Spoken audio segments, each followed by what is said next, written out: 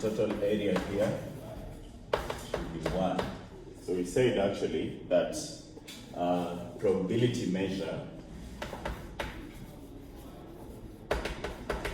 is just a map. A probability measure is just going to be a map, and this map is taking our taking our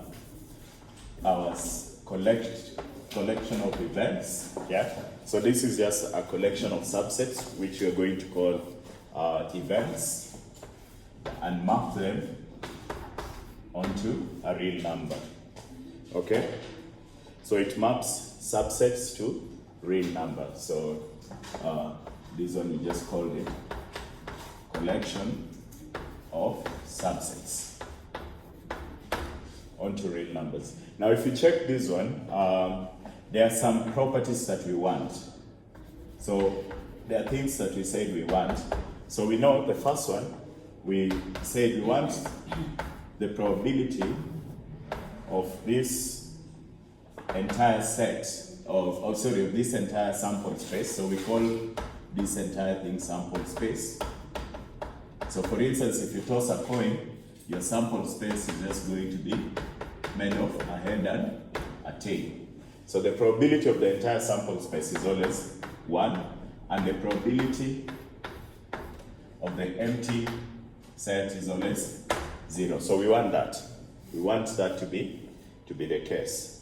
Number 2, we want the probability measure,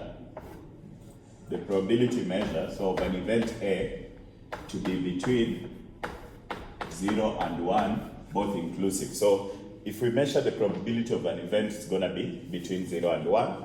And here I can actually say that A is a member of this curly A. So A is an event actually. A is an event. So I'm going to be calling this thing sigma algebra, but I'll explain what that actually means. Then number 3, we say that if I take the union of two events, so the union will be something like that. So if you take the union of two events, and in this case they're disjoint, so you just have subset A and subset B. This said they are disjoint, so the two of them do not have a common area. This one will just be the same as adding their probability. So that is important. And here we have the conditions if A and B are disjoint. So we say this part, A and B are disjoint, which means by disjoint actually we just mean that A, the intersection of A and B is empty. So if you take two sets that are not touching each other, then find their intersection. There's no intersection between them. But if they are touching each other like this one, then you'd have an intersection. So in this case, if you have two disjoint events, then their union is going to be the probability of their union is just going to be the sum of individual probabilities. Then number 4, I want now to consider more than two events and see their union. So I'm taking the union from I is equals to 1 to infinity of AI, okay? From I is equals to 1 to infinity, let me just use J, doesn't matter, okay? This is going to, therefore, just the extension of the cell is just going to be the sum of individual probabilities.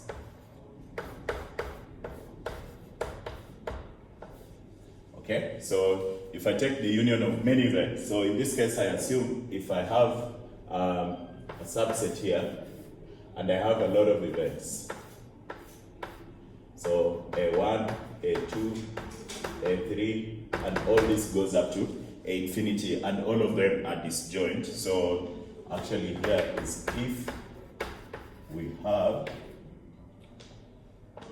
pairwise disjoint set.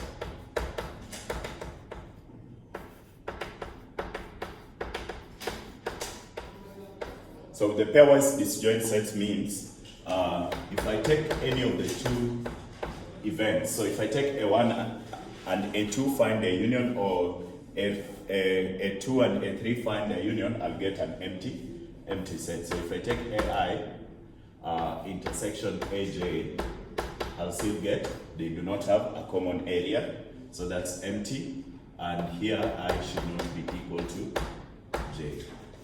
Okay? So that's an example. So if I have a union of a lot of events, then I can just add their probabilities. I hope you understand these notations. Then did we define this?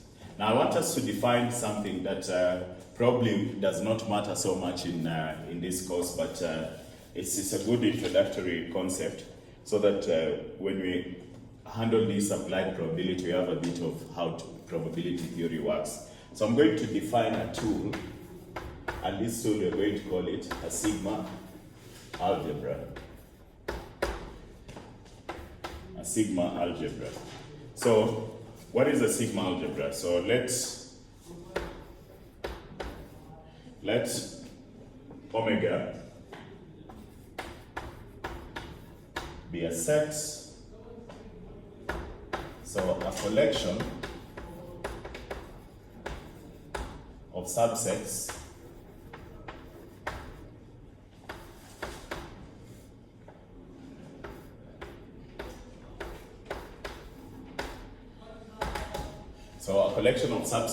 this cuddly A is called a sigma algebra.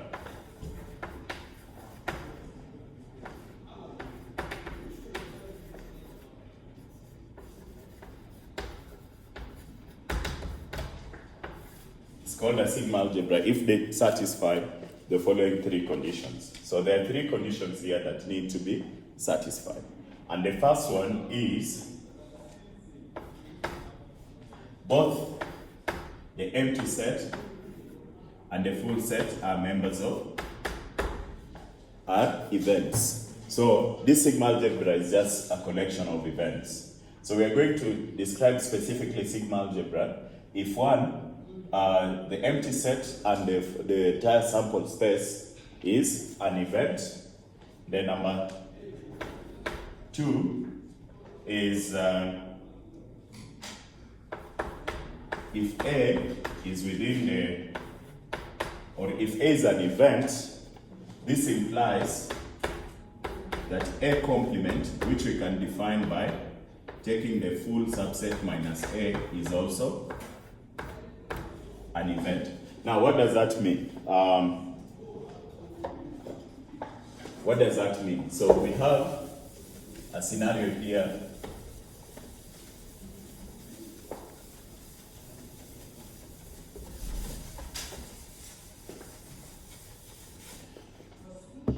So we have a scenario, we are saying that A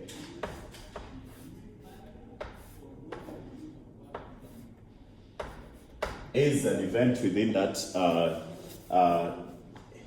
within a collection of events, then A complement is also an event, okay? A complement is also an event. So this is our entire subset. So if you see, to get A complement, I'll just take this entire subset minus A. So this is called the difference. So this is, in set theory or in probability, this is the difference. So this is, I'm taking the entire sample space, then remove this event A. So this is called the difference.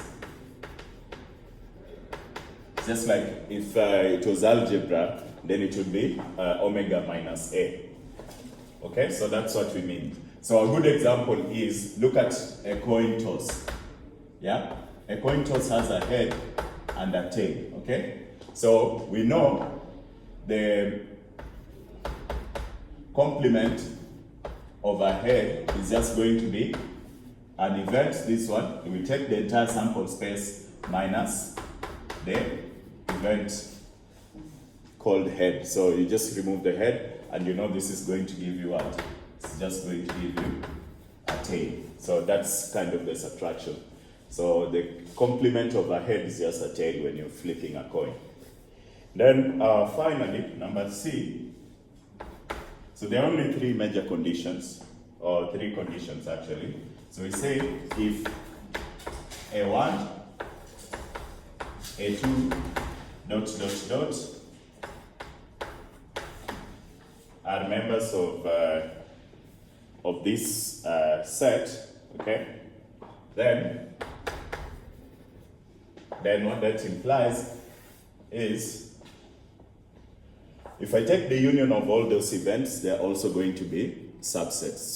So there are also going to be events in the collection. So the union of all these events from I is equals to 1, j is equals to 1, to infinity of aj. So if I take their union, this is also going to be within the sample space. And it's so easy to see. If I take the union of A and A complement, for instance, in this example, it just gives me my full sample space. And you can see the sample space, for instance, here is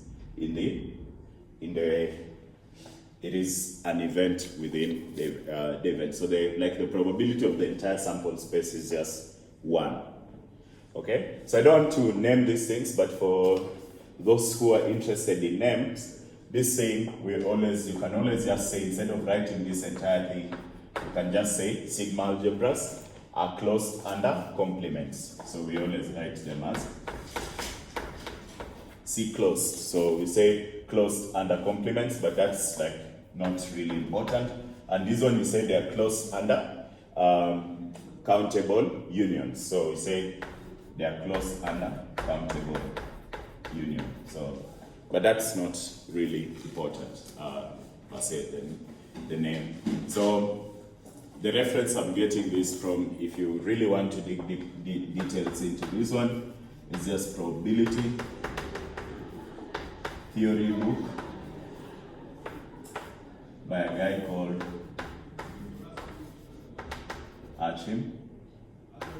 Lec1.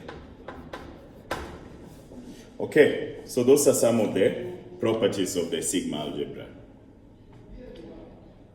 So one thing you get to know here in probability theory, every time we talk about events, when you toss your coin, the events that you talk about are elements of a sigma algebra. So in short, we can just make note of that. So elements of a sigma algebra,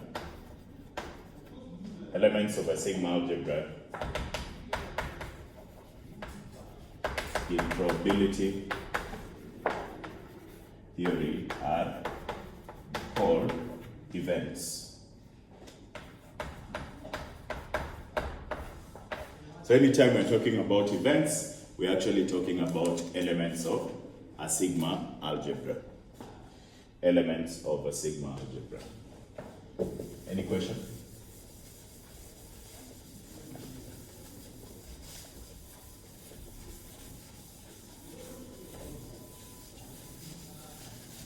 Now, I just want to give you a nice example again for a coin toss, for instance.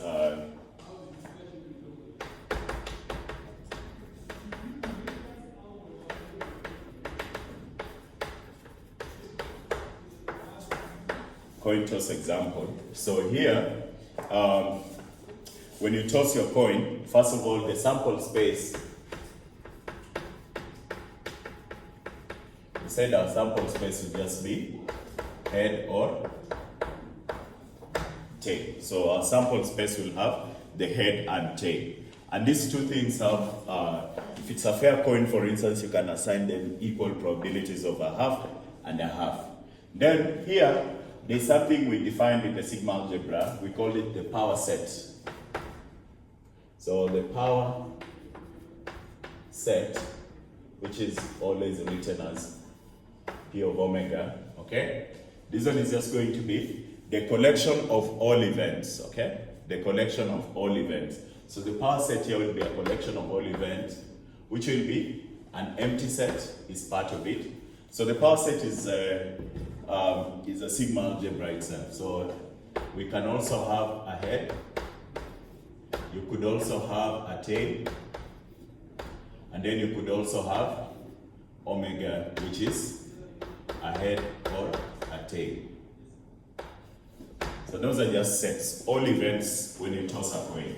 So getting an empty set is 0, getting a full set is 1. You could get a head with probability P. That means you can also get a tail with probability 1 minus P. And I think we were able to show that. So that's an example of really. So we can see, why is this a sigma algebra? So we see the empty sets, these two are within the, so you can see property number 1 is satisfied. This one and this one are all in the collection of events. So the empty set and the full set, like when you toss a coin, both the empty and the full sets are events. Then number 2, if I take the union of those events, so let's say I take the probability of a head union the probability of a tail, yeah, this is just going to be what? This is just going to be probability of a head plus probability of a tail, yeah, probability of a tail, which actually quite interestingly, no, you just need the union, not even the probability, sorry.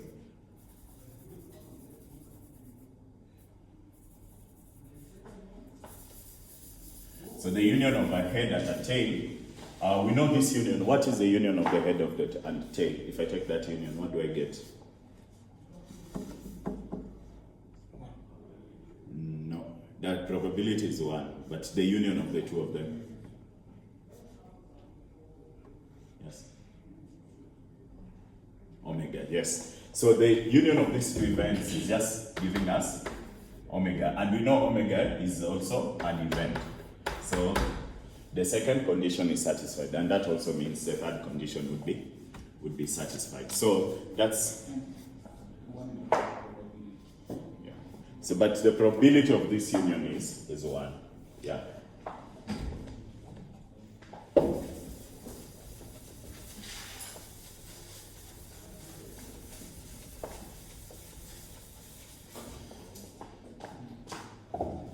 Then we want to define another word.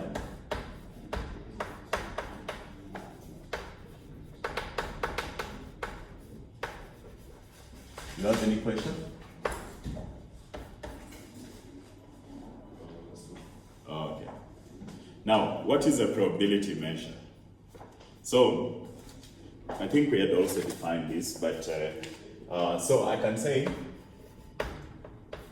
let this A be the power set. Okay? So the power set is just a collection of all events. A collection of all events. Let A, so this is really the subset. The sigma algebra. So most of the time, when you're calculating probability, those events you look at are sigma algebras. So let A be a sigma algebra. Then a map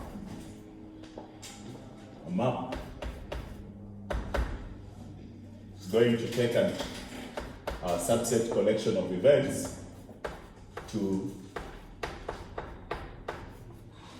so a map P, so this P is what you're going to call a probability measure. If it maps the event space to between 0 and 1. So yes, it's going to a real number, but only between 0 and 1. So if it's a coin you're flipping, a head is giving you a half, a tail is giving you a half. So that map is called a probability measure.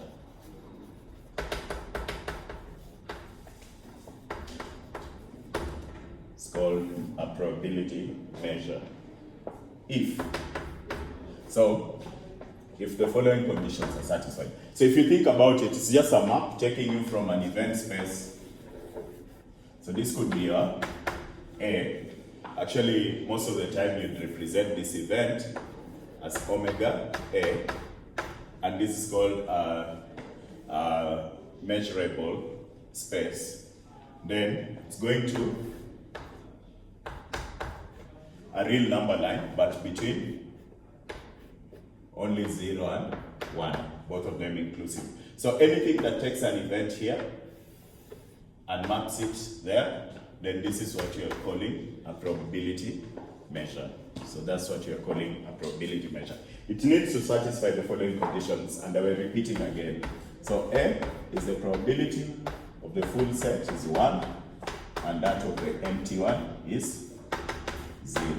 So it needs to satisfy that condition. Then condition B is the probability of the union j is equals to 1 to infinity of aj is equals to j is equals to 1 to infinity. So you just add these probabilities, okay? And then if we have pairwise disjoint sets, that's a very important condition.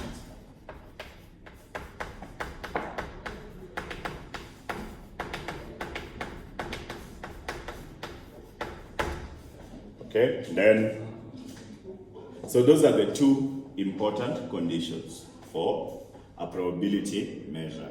So you need to know that the full sample space is 1, the empty space is 0.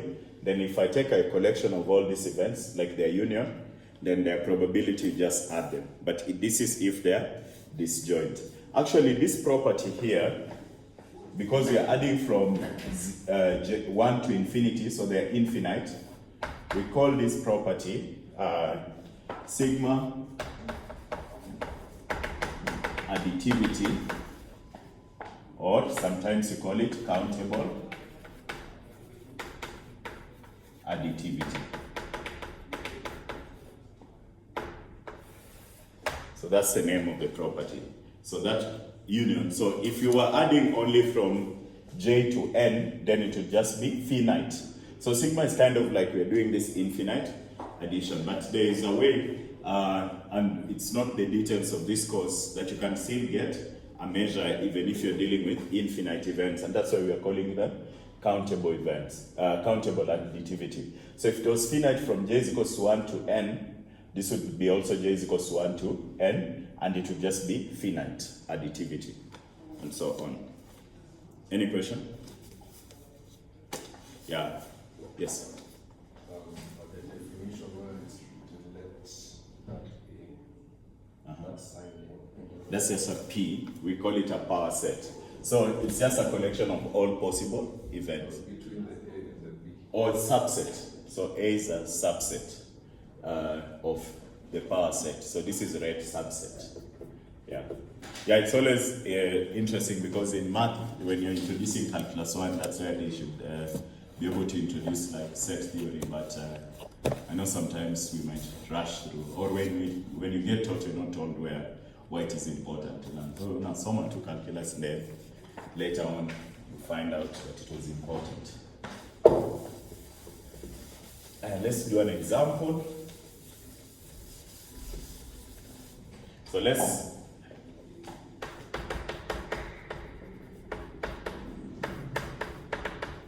and I think we are repeating this example. Die throw. So for a die throw, you have 6 sides, yeah? 1, 2, 3, 4, 5, 6. So you have a sample space is just going to be what? 1, 2, 3, 4, 5, 6. That's single die throw. So it could land on a 1, it could land on a 2, it could land on a 3, 4, 5, or a 6. So that's an example of a sample space. Then our power set, this one, our sigma algebra is just going to be the power set. Sometimes you always just take it as 2 to power infinity. So this shows the collection of all possible events. So it could be the empty set, it could be 1, it could be 2, it could be 3, it could be 4, it could be 5, it could be 6, it could be 1, 2, 1, 3, 1, 4, 1, 5, 1, 6. So there's a lot of events here, like if we take the entire power set. So we will not be looking at all of them. Then we're saying our probability measure actually will take an event and then map it to between 0 and 1. But how do we obtain this map? So this means the probability of an event A can just be given by, or can just be defined as, so you can take the number of A items over the number of everything on the sample space, yeah? The number of A items over the number of everything on the sample space. And we are saying A is an event, so that means A is within the sigma algebra. Now, so if we take an example, e.g., so we want the probability of getting a 2, so that when we throw a dice, we get a 2, and assuming it's a fair dice, so the probability of getting a 2 is just going to be what? The number of occurrences of 2 is 1, and all of them, all the events within the die throw are what? 6, yeah? Yeah. Then we have the probability that when you throw, you're going to get an even number. How do you do this? So we have the probability that when you throw, you're going to get an even number, so that will be the probability between that you get either 2 or 4 or 6, yeah? So actually, if you think about this is just a union. So you're getting, and all these events are disjoint. So there's a possibility that you can get 2 or 4 or 6. So you can just add their probabilities. But here, let's just use the counting measure. So we can count 2, 4, 6. These are 3, and then over 6. This is just 1 over 2. So that is the probability. But you could also just treat them as different events. So 2 union 4 union 6. So it's a probability of 2 plus probability of 4 plus probability of 6. Is that okay? So did you guys attempt the question I left? Where you needed to prove? There's even the Fourier transform questions. Did you do them? Okay, I'll set them as assignment on Google Classroom so that you can be motivated to do them. There was a last question I left when we were finishing that lecture. You were supposed to prove that the probability of A complement is equal to 1 minus the probability of A. Can you show that? Yeah? How did you try? Let me see actually. Let me see.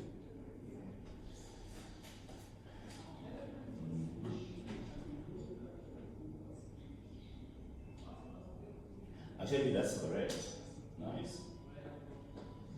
Yeah. Did you try? Trevor?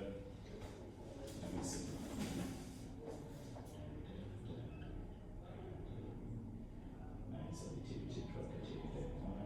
Yes, that's correct. You tried it? No. You did remember. It's an easy one. But anyway, so with that, I think that's a nice way to go about it. But also, we can know with solution. You know that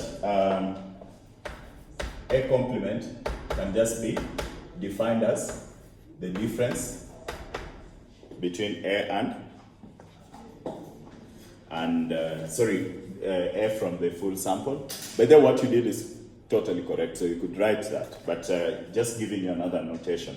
So then from set theory, we also know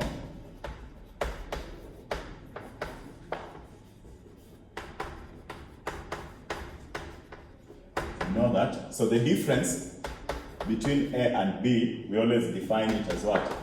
A intersection B complement. So the difference between A and B is defined A intersection B complement. And then there's also something that you're probably not using in this theory here, but it's something you should know from set theory, is that the intersection of A is just equals to the unions of A complement, and this is called De Morgan's rule. Okay? De Morgan's theory. So these are two rules that you probably would use. So in digital electronics, you remember De Morgan's would be something like A is equals to, there was what? A, B, bar, you could just take it as A, bar, union, or B bar. That was the scenario for digital electronics. So it's similar, but this one now is in probability. Now, how do we apply it to our theory? So, I think as you guys had noted, you also know that A plus A complement gives you the full set, as you guys had noted. A plus A complement gives you the full set. Now, from additivity,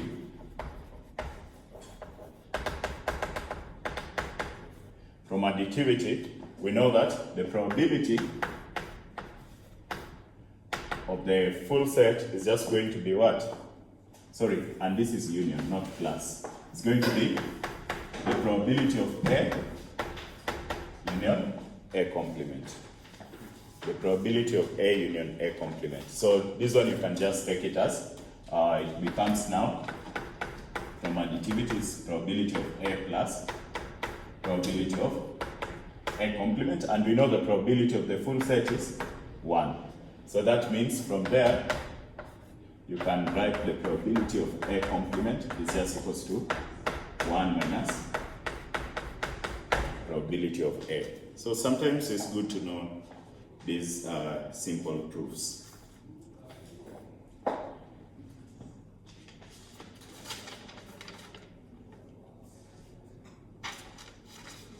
So that's a proof that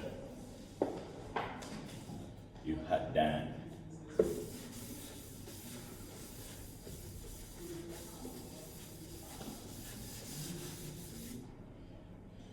Now, next, we give a proposition.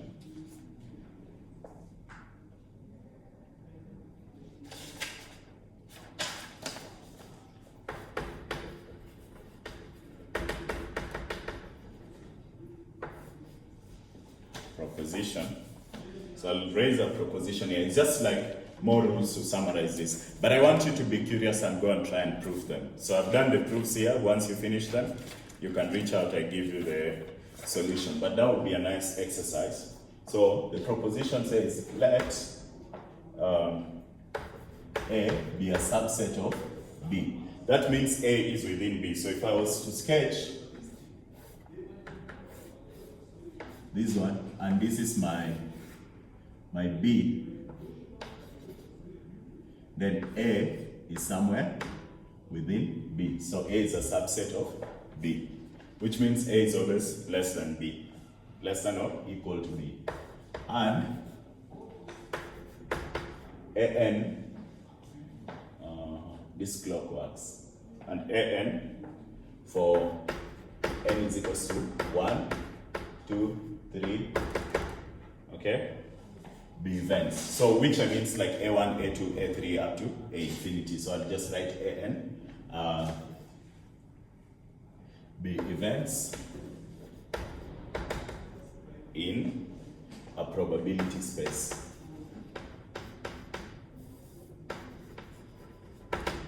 Probability space. So this probability space is what you're using a triplet. So this one, and this one. So that's what makes up a probability space. So it has the sample space, the sigma algebras, and the probability measure. In a probability space, that. So then, and it's so interesting that we are repeating the same rules so many times. So then, we say from that 1, the probability of an empty set is S equals to 0. And then number 2,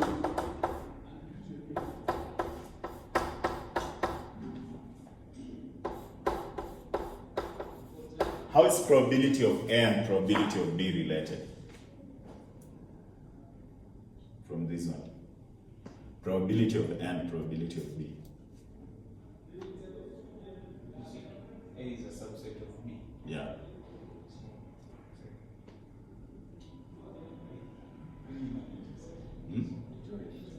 No. I just want you to tell me, is it equal to, less than, or greater than? Yeah, because A is within B. So the probability of A will always be less than or equal to B. Because A could also be the entire B. A is a subset of B. So this is subset equal to. Then number three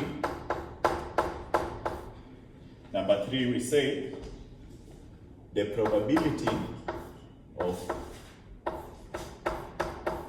B differences A and B. You got lost somewhere? You say the Z sign is a subset. Or Yeah, equal or- yeah, subset or equal to.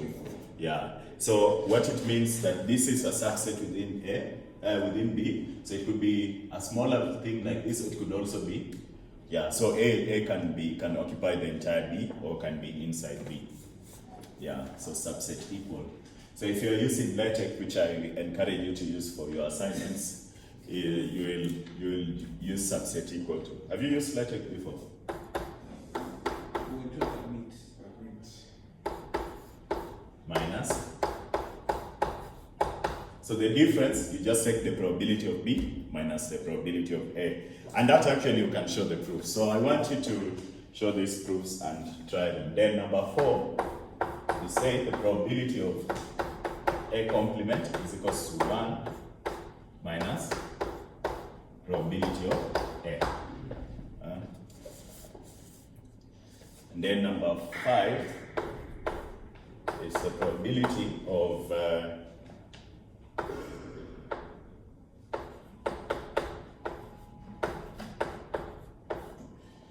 AN is less than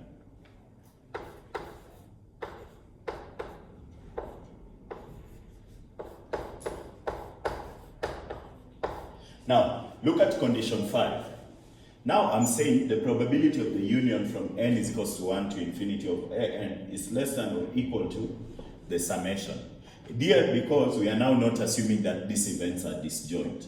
Because if you look at A, for instance, so this A, we are saying the union of all the events within A. They could be crisscrossing each other. So some of the events, so the summation will include, in the union, events are only counted once. They're only counted once. But in the summation, you're going to count them twice or more than once. So if you do not assume disjoint events, then you always say less than or equal to the summation. And this one is a property called sigma subadditivity.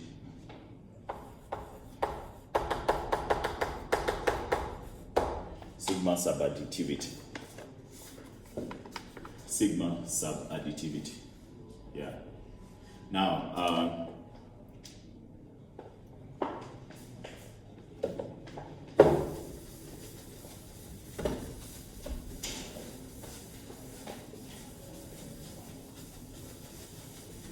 sigma subadditivity. So, exercise for you guys.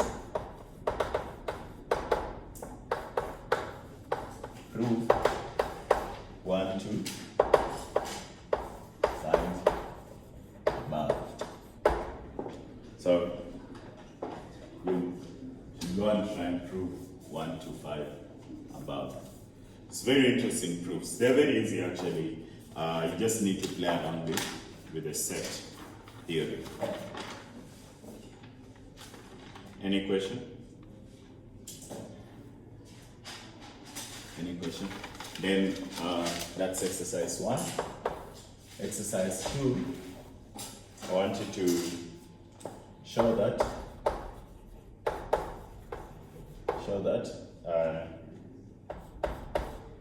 probability of the union from m is equals to 1 to n of an is equals to the probability, is equals to the sum from m is equals to 1 to n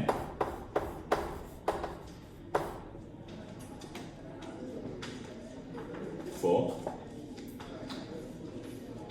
each pairwise disjoint unit.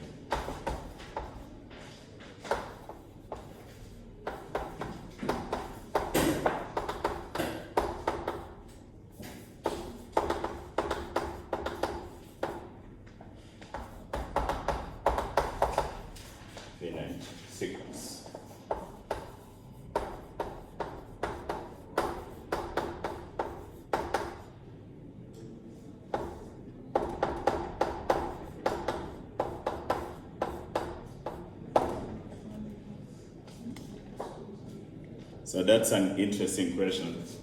It's so easy, but has a short like 4-line proof, so you can show that. And then number 3. Number 3. Show that if sigma is a sigma field. So sigma field sometimes is sigma algebra is called sigma field. So if A is a sigma field of subsets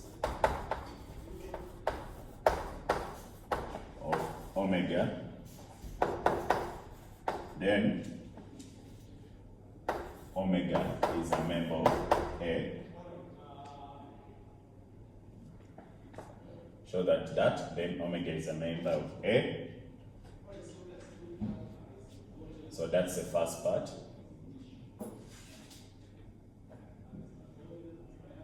So I can say, actually let me just say this one. Then 1, omega is a member of A. Then 2, and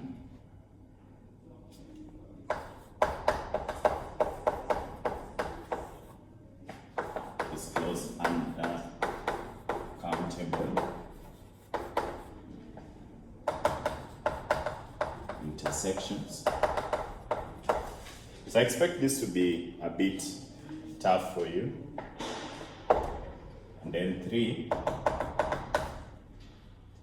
also show that A is closed under differences.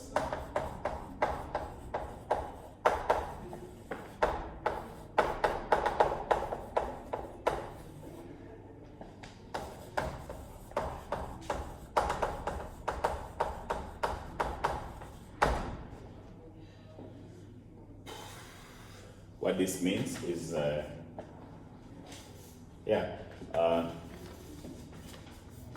so for the last one, you're just trying to show that if A and B are events in A, then it means A, B is also in A. So that's what you're trying to show in the last case. They're not easy, but they're fun stuff. And nowadays you can always read. I would encourage you before you go to ChatGPT, just pick a book and try to get the proof from it or read it. But for the first 4, the first 5, those ones you can think about them. Anyway, for number 4 we've already done, so you can skip it.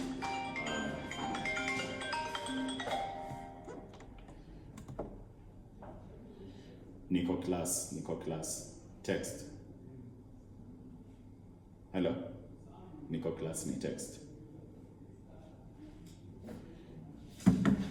Okay, so that is it. Any question? Now we can go back to easy things. Don't want to.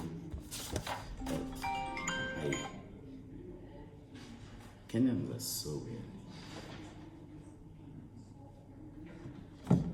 Let me just see this. Actually, you know what? Take the break up to 20 past. Hello? And niko ndani ya class. Ni text. Niko ndani ya class ni text. Yeah.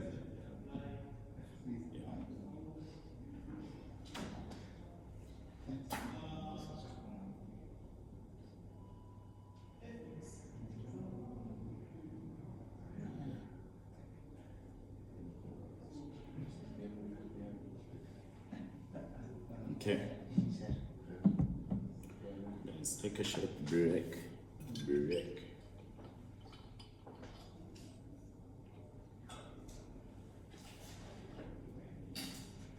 Is there water dispenser on this floor?